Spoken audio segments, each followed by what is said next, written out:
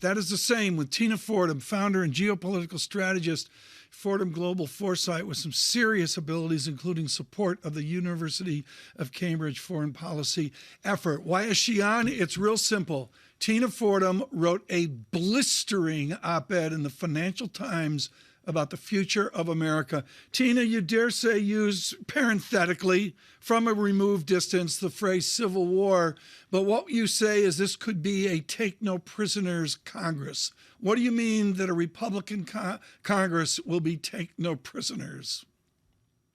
Well, that's me trying to be diplomatic, Tom.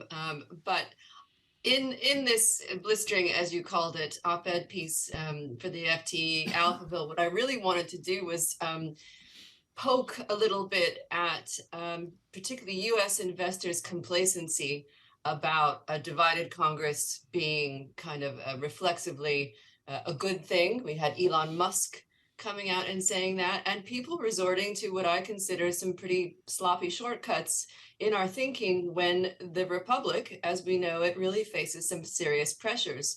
Now, my piece came out the day of the midterms, and since then, the less qualified contingent, shall we say, they call this candidate quality, in fact, in the parlance, didn't perform very well. And I think a lot of those with fire in their bellies have been somewhat chastened, but we still have a number of underlying indicators in the US, support for political violence, the polarization that we've all just sort of got used to, that are alarming. But Right. I think that there were some real reasons for optimism coming out too. The arrogance, the political arrogance led by Tom Keene, is that we're a two-party system. We have learned in the last couple of days that we're a four-party system of extremists and two moderate parties. Do you agree with that, that it's a four-party America?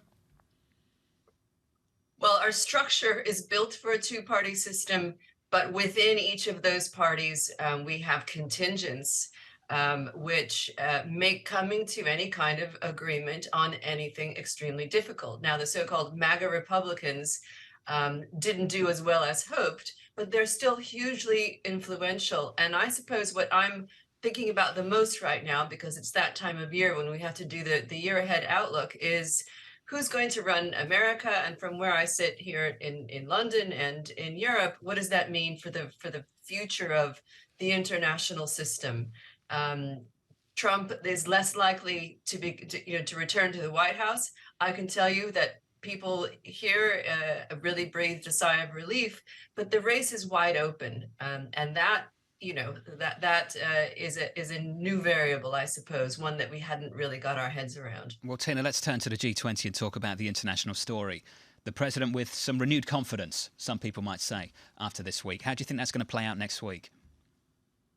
Well, Biden is entitled, I think, to have a bit of swagger in his step. I know that's an unfashionable thing to say, but, I'm all about providing an analytical framework. The president's party normally gets hammered in midterms, and Democrats performed better than anybody thought. Personally, I'm not excited about the fact that we have such an elderly leadership. I think a gerontocracy for a country that's still quite young is worrying. But when Biden goes to the G20, Putin is going to be there via Zoom. I think that's remarkable, a remarkable change from a few months ago when we were talking about, with genuine concern, whether Beijing's announcement in February of a friendship without limits with Russia was going to be a major change to the weights in the international system.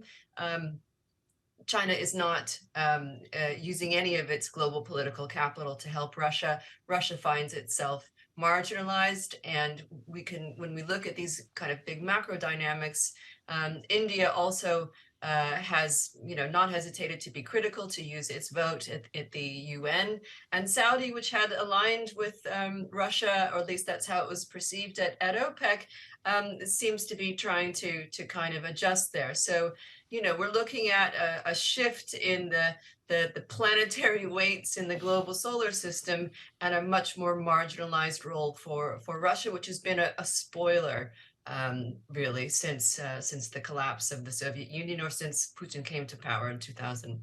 Tina, briefly, if you can, we understand now, it's been confirmed, a meeting between the President of the United States and the Chinese leader on Monday ahead of the G20. We often talk about deliverables. Are there any going into this?